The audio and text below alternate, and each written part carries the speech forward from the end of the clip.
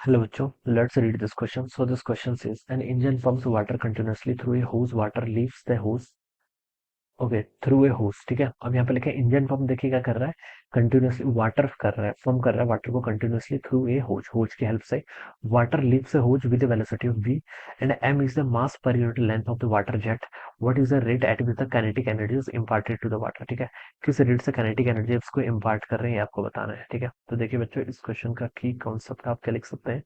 The key concept of this question, rate at which kinetic energy is imparted to the water. आपको rate बताना है kinetic energy का। ठीक है, rate of energy क्या होता है, वर्क पावर होता है ना बेसिकली। तो पावर आपको बेसिकली यहाँ पर क्या करना है, कैलकुलेट करके बताना है। ओके, पावर कैलकुलेट करके बताना है।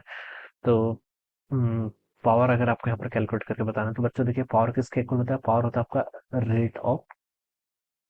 पावर हम डिफाइन कैसे करते हैं, पावर होता है आपका रेट ऑफ वर्क डन। ठीक है, और यहाँ पर आपका वर्क डन क्या है, आपकी काइनेटिक एनर्जी की फॉर्म में आएगा, तो आप इसको लिख सकते हैं energy per unit time. This is our power. ये क्या कहलाएगा, आपका पावर कहलाएगा। ठीक है, यहाँ पर देखिए एम आपका मास पर यूनिट लेंथ गिवन कर रहा है ना, तो आप इसको ऐसा कर लीजिए। देखिए मैं, आप इसको देखिए यहाँ पर से ऐसे, इसको आप यहाँ पर ऐसे एज्यूम कर लीजिए। हाफ ये आपकी काइनेटिक एनर्जी होती है।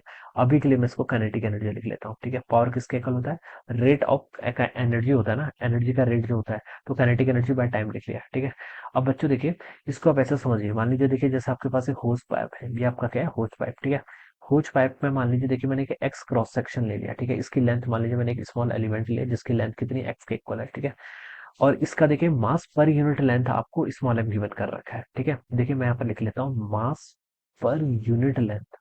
मास पर यूनिट लेंथ, ये चीज क्या गिवन कर रखी है आपको, स्मॉल एम के इक्वल गिवन कर रखी है।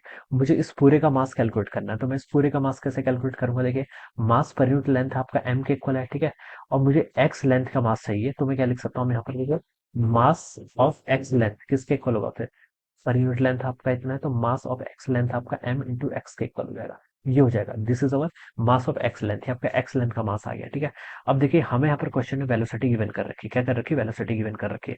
देखिए काइनेटिक एनर्जी को अब हम ऐसे लिख सकते हैं, काइनेटिक एनर्जी हो जाएगी एक हाफ टाइम्स आपका टोटल मास। ठीक है, एम नहीं लिखना है, एम तो आपका मास पर यूनिट लेंथ है, टोटल मास आपका यहाँ पर कितना होगा, एम एक्स के इक्वल होगा, तो आप इसके यहाँ पर से एम एक्स ले लीजिए। ठीक है, हाफ एम इंटू वेलोसिटी का स्क्वायर, ये आ गया आपका half total mass into velocity का स्क्वायर डिवाइडेड बाय टाइम। ये टर्म आप लिख सकते हैं यहाँ से। ठीक है, देखिए बच्चों, v आपका कांस्टेंट है, तो आप v कांस्टेंट है, तो आप इसको देखिए ऐसा कर लीजिए, m/2 ये टर्म तो बाहर हो जाएगी, और x/t ये टर्म आप ऐसे लिख लीजिए, टाइम्स कितना हो जाएगा आपका v का स्क्वायर। अभी x/t क्या होता है, x/t तो आपकी वेलोसिटी है, x/t क्या आपकी वेलोसिटी। ठीक है, तो आप इसको लिख लीजिए m/2, ये आपका v इंटू वी स्क्वायर, यानी कि v क्यूब के इक्वल हो जाएगा।